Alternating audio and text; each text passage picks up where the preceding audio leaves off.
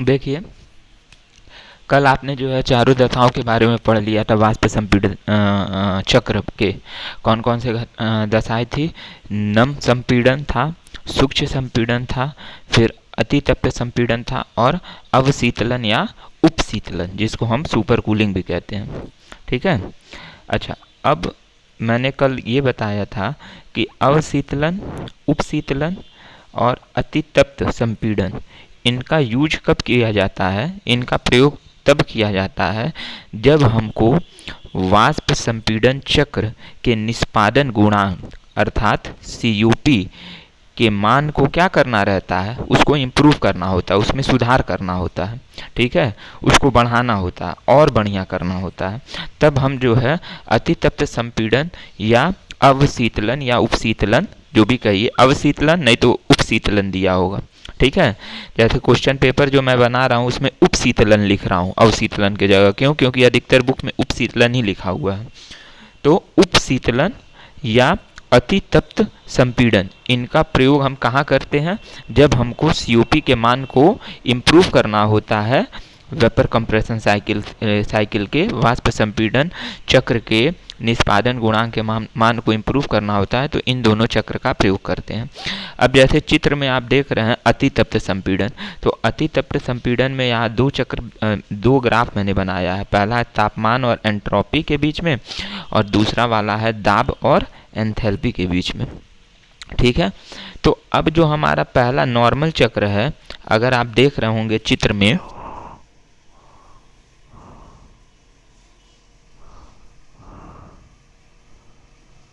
अब देखो हमारा जो चक्र है वो कहाँ से स्टार्ट हो रहा है?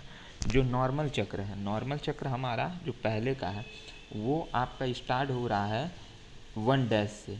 कहाँ से स्टार्ट हो रहा है? रुके,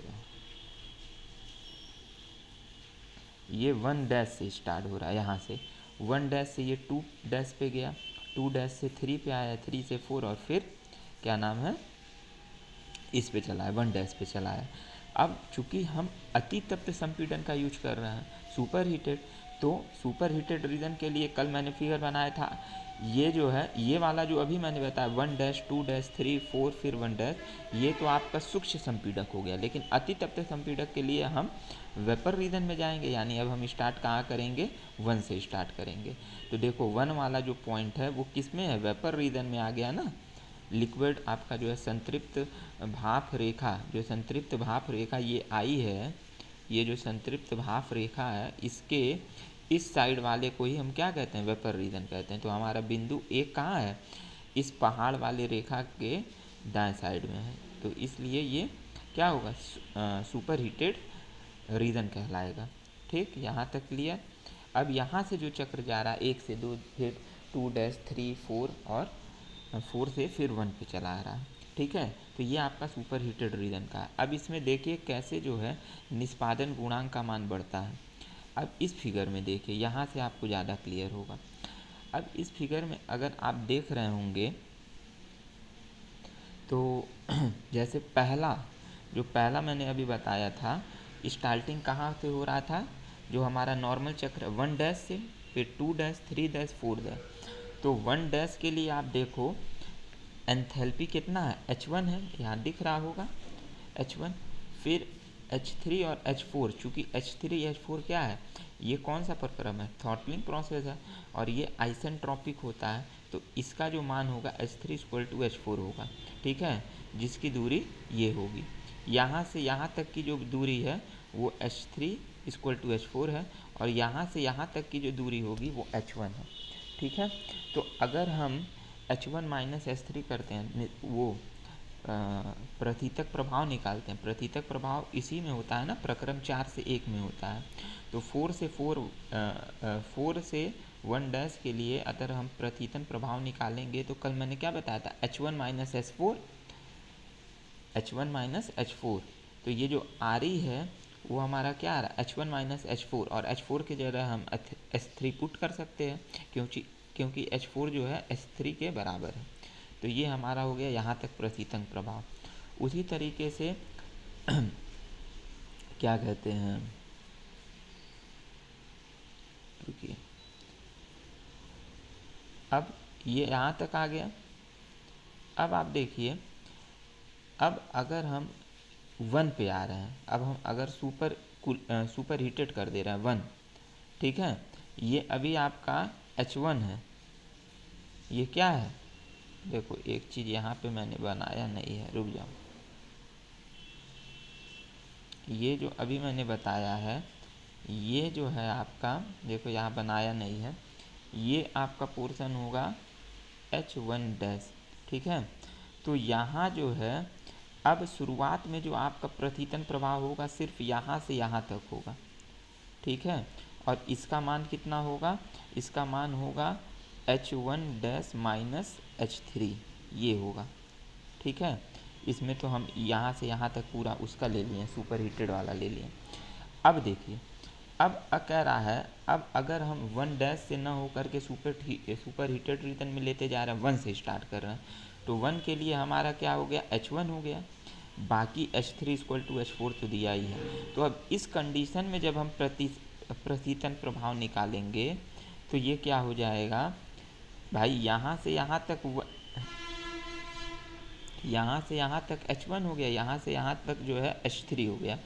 तो अब यहाँ के लिए हम निकालेंगे प्रथितन प्रभाव, तो आपका आ जाएगा H1 माइनस H3, ये वाला यहाँ से, यानी अब जो RE की जो वैल्यू है वो हो जाएगी हमारे यहाँ से यहाँ तक। तो आप देख रहे हैं ये जो RE की वैल्यू है, ये पहले वाले RE के वैल्यू से क्या है, ज़्यादा है। प्रथितन प्रभाव जो बाद वाला है वो पहले वाले से क्या है, ज़्यादा है, अर्थात हमारा निष्पादन गुणांक का मान भी क्या हो जाएगा, ज़्यादा हो जाएगा। क्लियर। यहाँ से जब आप लोग को क्लियर हो गया, तो इसी तरीके से उपशीतलन वाला भी आपका ग्राफ है। उपशीतलन में क्या है, उपशीतलन में भी वही है। अब यहाँ ये वाला डायरेक्ट आप ये वाला फिगर देखिए। अब उपशीतलन में देखिए, शुरुआत में आपका जो है, जो नॉर्मल चक्र है वो तो आपका 1 से 2 पे जाएगा, 2 से 3 डैश पे जाएगा, और फिर क्या नाम है, रुके रहो, हाँ 2 से 3 डैश पे जाएगा, और बाद में ये यहाँ से 4 पे आ जाता और फिर ही हो जाता। ये नॉर्मल था, लेकिन यहाँ उपशीतलन हो रहा है तो हमारा क्या हो रहा है, ये 3 डैश पे ना जाके और आगे और ज़्यादा ठंडा हो जा रहा है।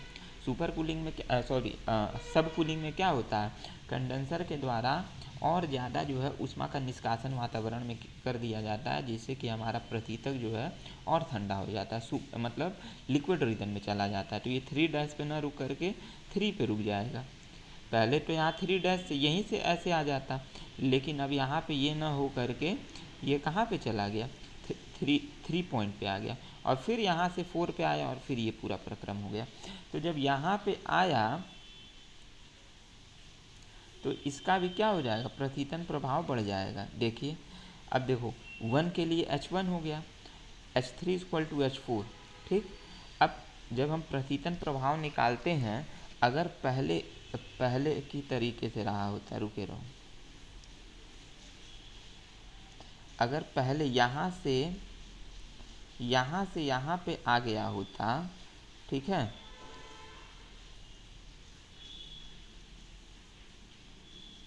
यहाँ से यहाँ पे आ गया होता, तो हमारा इस पॉइंट पे क्या होता, ये जो पॉइंट है यहाँ पे आपका होता ना H1 H3 equal to H4, यहाँ पे होता, तब जो हम प्रथितन प्रभाव निकालते उसकी वैल्यू सिर्फ यहीं तक रहती। लेकिन अब चूँकि हमारा जो है 3 डैश पे तो रुका नहीं, ये 3 डैश के लिए था, 3 से यहाँ पे चला आया, 3 पे चला आया है, देखो फिगर 3 डैश पे ना होकर के 3 पे चला आया है। तो इस कंडीशन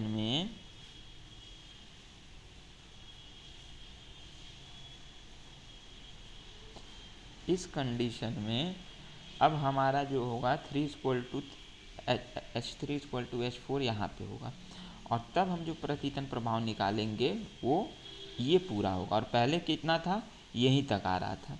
तो आप देखिए, पहले वाले प्रथितन प्रभाव से दूसरे वाला प्रथितन प्रभाव यहाँ पे भी क्या हो रहा है, ज़्यादा हो जा रहा है। और हम जानते हैं निष्पादन गुणांक प्रतितन प्रभाव के अनुक्रमानुपाती होता है। तो इसका मतलब जब प्रतितन प्रभाव बढ़ रहा है तो निष्पादन गुणांक भी क्या हो जाएगा, बढ़ जाएगा। तो इस प्रकार हम कह सकते हैं अतितप्त और उपशीतलन इन ये दोनों जो दशाओं का प्रयोग हम तब करेंगे जब हमको COP में निष्पादन गुणांक में क्या करना होगा, सुधार करना होगा या उसको बढ़ाना होगा। ठीक, तो ये आपका यहाँ ये टॉपिक दोनों क्लियर हो गया। अब इसके बाद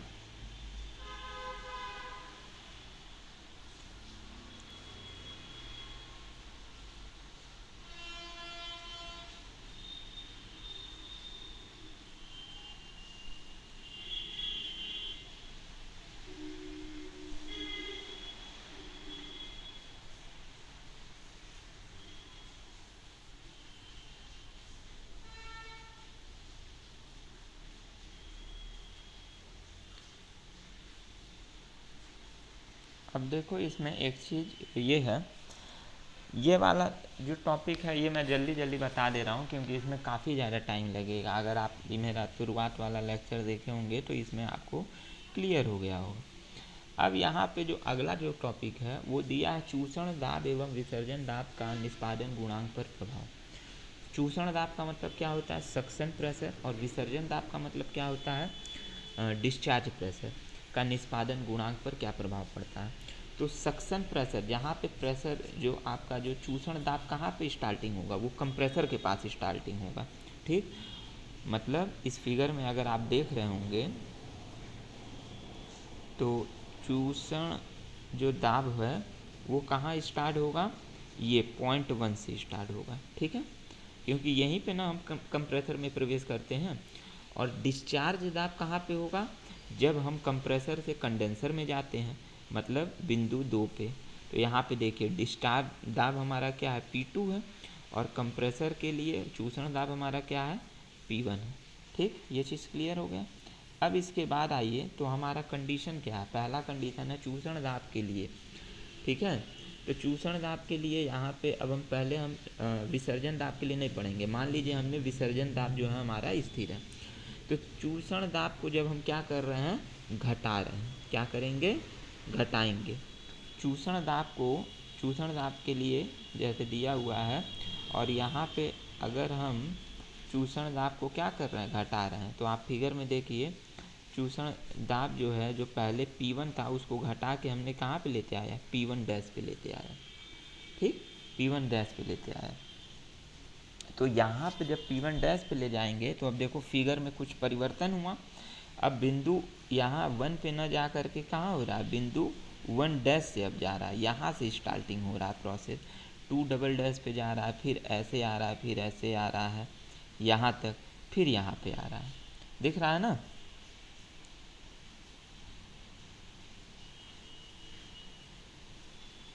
तो आप इसमें ये देखो कि बस आप फिगर देख लो, क्योंकि ज़्यादा बताएंगे तो अब कंफ्यूज हो जाएगा, और कोर्स भी आज ही लास्ट डेट पर, मंडे से तो पेपर है आप लोग का। तो इस फिगर में अगर आप देख रहे हो, इस फिगर में आप देख रहे हो, सॉरी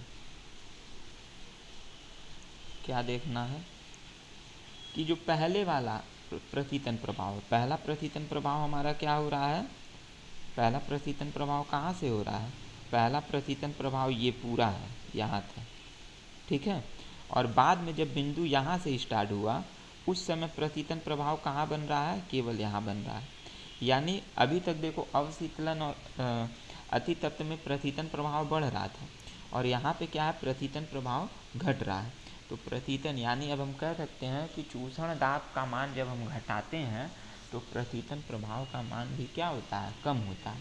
और जब प्रतितन प्रभाव का मान कम होता है तो निष्पादन गुणांक का भी मान कम होता है। क्लियर। चलिए अब इसके बाद दूसरा जो आपका पॉइंट है वो है विसर्जन दाब के लिए। तो विसर्जन दाब के लिए हमने क्या लिया, अब ले लिया कि चूषण दाब हमारा स्थिर है, और हमने क्या किया, विसर्जन दाब के मान को बढ़ा दिया। देखिए विसर्जन दाब हमारा क्या है, P2 है, मैंने बताया था। P2 है। अब हमने इसके मान को बढ़ा करके P2 डैश कर लिया। तो जब विसर्जन मान के मान को बढ़ाया तो अब यहाँ फिर आप फिगर पे ही डायरेक्ट आ जाइए। ठीक है, आप देख रहे हैं विसर्जन दाब जब जैसे ही मान को बढ़ाया तो शुरुआत में हमारा जो चक्र बन रहा था वो कहाँ था, 1 से 2 डैश, 2 डैश से 3, 3 से 4 और फिर 1। जैसे ही हमने दाब बढ़ा दिया तो अब हमारा चक्र 1 से 2 डैश पे जा रहा है, 1 से 2 डैश पे जा रहा है। देखो जब नया आपका चक्र बनेगा तो 1 से 2 डैश पे जाएगा, 2 डैश से 3 डैश पे जाएगा और फिर 4 डैश पे आके, मतलब अब नया जो चक्र होगा जब हम दाब बढ़ा रहे हैं तब यही हो जाएगा। क्लियर? तो अब यहाँ से अगर हम नया फिगर, अब आपको क्लियर हो गया। तो देखो शुरुआत में हमारा क्या है, प्रतीतन प्रभाव शुरुआत में, देखो जो पुराना चक्र था हमारा इनिशियल, शुरुआत में प्रतीतन प्रभाव इतना था और बाद में प्रतीतन प्रभाव क्या हो गया, जब हमने दाब बढ़ाया इतना हो गया। इसका मतलब हम ये कह सकते हैं कि विसर्जन का दाब बढ़ाने पर भी प्रतीतन प्रभाव का मान क्या होता है, कम हो जाता है। और प्रतीतन प्रभाव का मान कम हो जाएगा तो निष्पादन गुणांक का भी मान कम हो जाएगा। तो इस प्रकार हम कहते हैं, इसका कंक्लूजन क्या निकला, कंक्लूजन ये निकला कि चूषण दाब और विसर्जन दाब का जो सीओपी पे जो प्रभाव है वो एक समान होता है। चूषण दाब को अगर हम घटा रहे हैं तब पर भी सीओपी का मान घटता है और विसर्जन दाब को जब हम बढ़ाते हैं तब पर भी सीओपी का मान घट जाता है। क्लियर? चलिए अब इसके बाद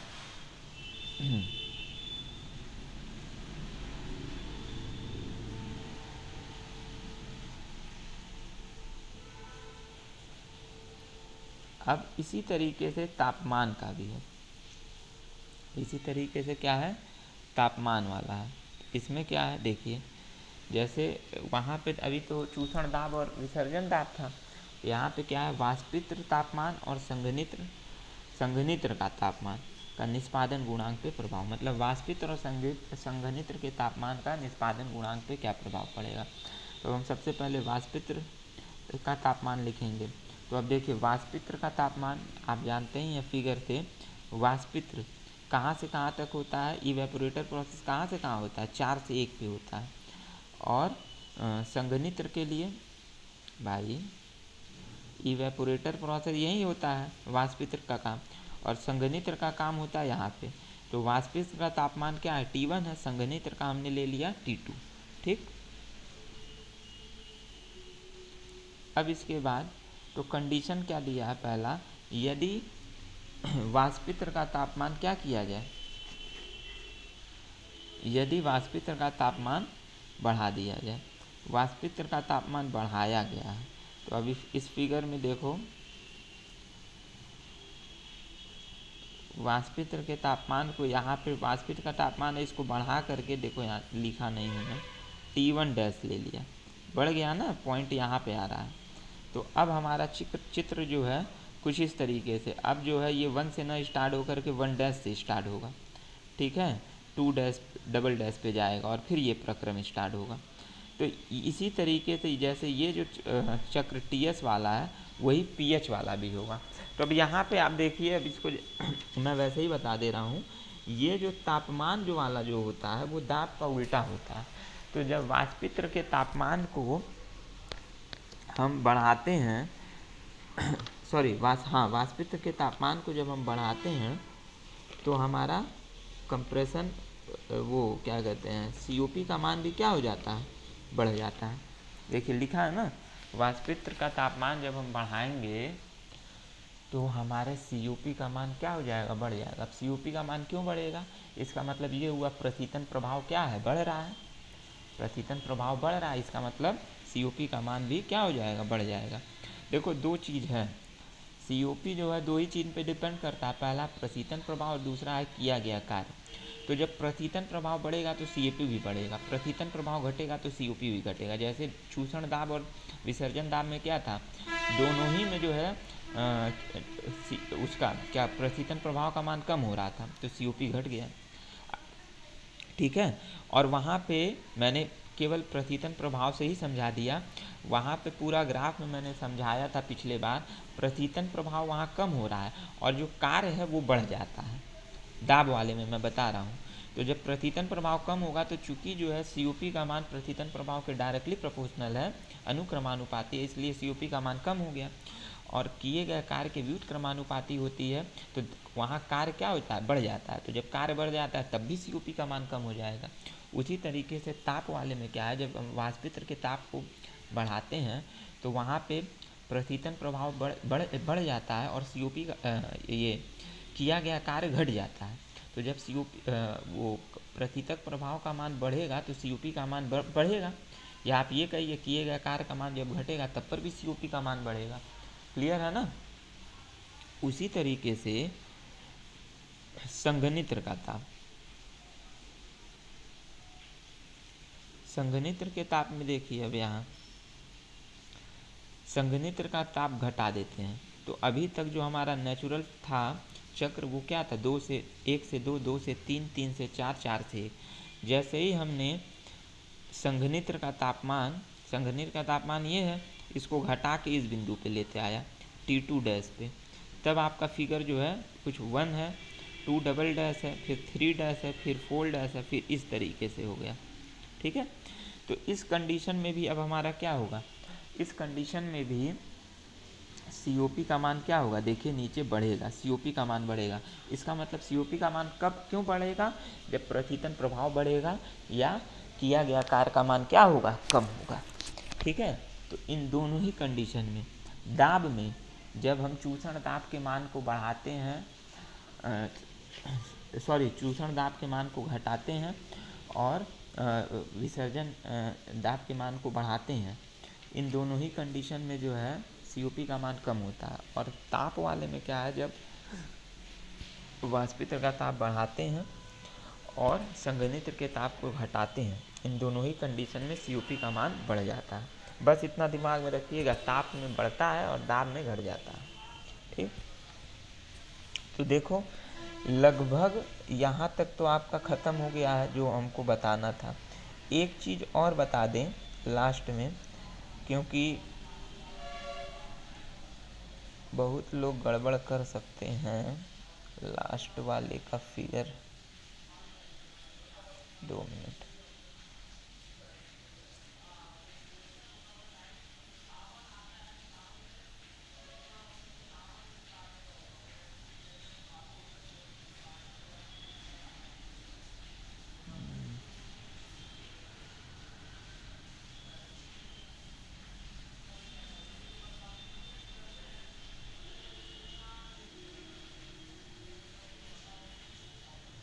ये देखो लास्ट वाले में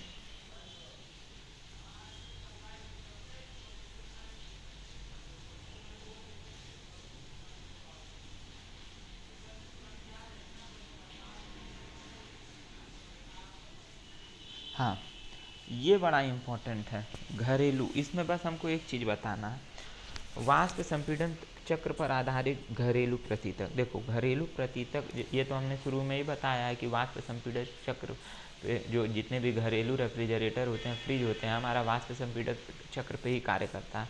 और आप जानते हैं वाष्प संपीड़न चक्र में 4 मुख्य अंग होते हैं। कौन कौन? संपीड़क होता है, संघनित्र होता है, दूसरा आपका फिर थ्रॉटलिंग वाल्व होता है, अवरोधन होता है, और लास्ट में आपका वाष्पित्र होता है, इवेपोरेटर होता है। ये 4 मुख्य अंग होते हैं। लेकिन जब हम घरेलू फ्रिज में आते हैं तो संपीड़क तो होगा, कंप्रेसर, संघनित्र भी होगा, कंडेंसर भी होगा, और इवेपोरेटर भी होगा, वाष्पित्र भी होगा। लेकिन थ्रॉटलिंग वाल्व की जगह वहाँ पे क्या यूज किया जाता है, काम वही करता है। थ्रॉटलिंग वाल्व में क्या होता है, प्रसार होता है, तो वहाँ पे कैपिलर ट्यूब का यूज किया जाता है। कैपिलर ट्यूब को हिंदी में कहते हैं केशिका नली। आप पढ़े होंगे इंटर में, केशिका तो पढ़े हैं ना, तो वही केशिका नली। तो याद रखिएगा घरेलू रेफ्रिजरेटर में जब प्रसार होता है तो वो किस में होता है, केशिका नली में होता है, कैपिलर ट्यूब में होता है।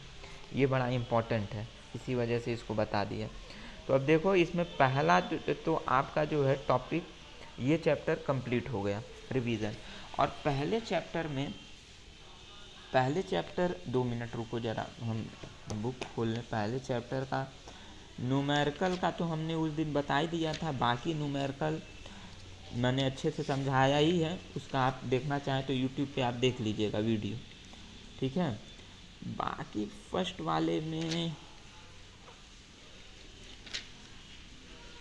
कुछ वैसा नज़र तो नहीं आ रहा है।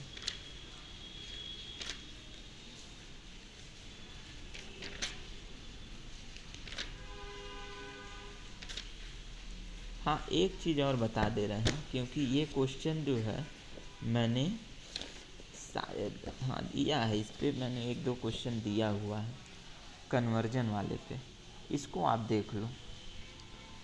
मैं क्या बताना चाह रहा हूँ अभी मैं बता रहा हूँ। चलो यहाँ सही है, यहाँ पे मैं बता दूँगा। मैंने बताया था न्यूमेरिकल सॉल्व करके समझ जाते। ये तो आप जानते हैं कि जो फ्रिज होता है, रेफ्रिजरेटर होता है, इसका यूनिट टन में होता है। ठीक है, टन में होता है ना, TONNE, टन में होता है। इसका कन्वर्जन मैंने बताया था। एक टन, एक जो टन होता है ये होता है हमेशा 3.5 किलो जूल पर सेकंड के। ठीक, एक टन किसके बराबर होता है? 3.5 किलो जूल पर सेकंड, या इसको आप कह सकते हैं 3.5 किलो वाट, क्योंकि जूल पर सेकंड को हम वाट पे लिखते हैं, तो यहाँ किलो जूल है तो किलो वाट हो गया। फिर उसके बाद एक टन को और क्या कह सकते हैं? एक टन को हम कह सकते हैं 210 किलो जूल पर मिनट। यहाँ मिनट है, इससे पहले क्या था? 3.5 किलो जूल पर सेकंड था। ठीक है, तो सेकंड को जब हम मिनट में बदलेंगे तो क्या करेंगे भाई? सेकंड को हम मिनट में बदलेंगे तो 3.5 में हम क्या करेंगे? 60 से गुणा कर देंगे। ठीक है, तो आपका आंसर आ जाएगा 210 किलो जूल पर मिनट, याद रखिएगा। फिर इसके बाद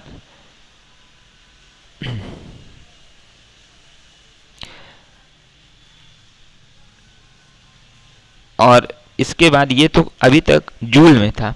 अगर हम कैलोरी में बदलेंगे तो एक टन आपका होता है लगभग 55.5 किलो कैलोरी प्रति मिनट। ये याद रखिएगा तीनों। ठीक है, एक बार मैं फिर से बता दे रहा हूँ। एक जो टन होता है, एक टन, ये किसके बराबर होता है? 3.5 किलो जूल पर सेकंड। ये बराबर होता है 210 किलो जूल पर मिनट, और ये बराबर होता है 55.5 किलो केल्विन पर मिनट। याद रखिएगा, न्यूमेरिकल में या डायरेक्टली भी ऑब्जेक्टिव क्वेश्चन में ये बहुत पूछा जाता है। अब जो आपको आंसर उसमें रहेगा उसमें आप टिक कर दीजिएगा। ठीक है, तो यहाँ पे ये बताना ये भी हो गया। बाकी आप यूनिट जानते ही हैं, परिभाषा और सब पढ़े हैं, नोट मैंने भेज दिया है, उसमें अब परेशान होने वाला चीज़ नहीं है। ठीक, मैं देख ले रहा हूँ और अगर कुछ इम्पोर्टेंट होगा। अच्छा हाँ, एक और ये भी मैं बता दूँ, हालांकि ये सब तो उस दिन कौन पूछ रहा था, नीतीश हमसे दोबारा पूछा था तो मैंने बताया था। फिर बता दे रहा हूँ, क्या कहते हैं उसमें COP ऑफ क्या कहते हैं, हीट इंजन, नहीं sorry, COP of heat pump और उस क्या नाम है रेफ्रिजरेटर में रिलेशन, तो उसका रिलेशन मैंने क्या बताया था बताइए?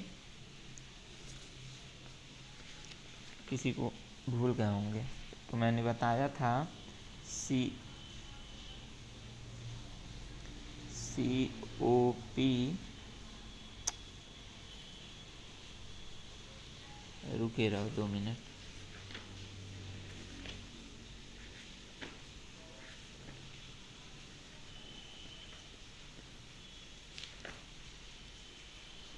मैंने बताया था COP of HP is equal to 1 plus COP of COP of R, ये रिलेशन मैंने बताया था। ठीक है, तो इस पे भी न्यूमेरिकल आता है, इसको भी हो गया। अब इसके बाद जितने भी 4 मुख्य अंग हैं इनके बारे में भी क्वेश्चन में मैंने पूछा है। ठीक है, और अभी जो मैंने बताया दाब और ताप के बीच में क्या प्रभाव पड़ता है। ठीक है, दाब बढ़ाने पे जो है दाब हाँ, जब दाब चूषण दाब और विसर्जन दाब, तो चूषण दाब को जब हम घटाते हैं तब COP का मान घट जाता है, विसर्जन दाब को बढ़ाते हैं तो COP का मान घट जाता है तब पर भी। उसी के बाद ताप में क्या होता है, जब हम वाष्पित्र के ताप को बढ़ाते हैं तो COP का मान बढ़ता है और संघनित्र के ताप के मान को घटाते हैं तो COP का मान घट जाता है। ठीक, घरेलू रेफ्रिजरेटर में क्या यूज होता है, उसके लिए प्रसार के लिए तो कैपिलर ट्यूब का यूज होता है। देखिए ऐसे क्वेश्चन पूछ सकता है, घरेलू रेफ्रिजरेटर में प्रसार के लिए प्रसार प्रक्रम के लिए क्या यूज होता है, कैपिलर ट्यूब होता है। और अगर ये दिया रहेगा कि वाष्प संपीड़क चक्र में प्रसार के लिए क्या यूज होता है, तब हम वहाँ पे क्या करेंगे, तब हम वही लिखेंगे प्रसार वॉल्व, एक्सपेंशन वॉल्व का यूज होता है। लेकिन जब घरेलू पूछ देगा तब वहाँ कैपिलर ट्यूब या केशिका नली का यूज लिखेंगे। ठीक, उसके बाद तापमान और दाब में वृद्धि किस किस किस मुख्य अंग से होती है, तो संपीड़क के द्वारा जो है तापमान और दाब में वृद्धि होती है। ठीक है, फिर उसके बाद जो है ये प्रशीतक, जो प्रशीतक है रेफ्रिजरेंट, इसका जो प्रवाह होता है, प्रवाह मतलब होता है फ्लो, इसको कौन कंट्रोल करता है, पूरे चक्र में रेफ्रिजरेटर के प्रवाह को कौन कंट्रोल करता है, तो कौन कंट्रोल कर सकता है, संपीड़क, संघनित्र, एक्सपेंशन वाल्व या वाष्पित्र, बताइए। इसमें से ये दिमाग में रखिएगा, यही 4 ऑप्शन रहा है, इसमें से याद कर लीजिए कि जो हमारा कंट्रोल करने वाला है वो कौन है, ये है, क्या कहते हैं, प्रसार वॉल्व। प्रसार वॉल्व के ही द्वारा जो है कंट्रोल होता है। तो इसी तरीके का मैंने कुछ क्वेश्चन दिया, लगभग सारे क्वेश्चन लगभग हो गए हैं। ठीक है।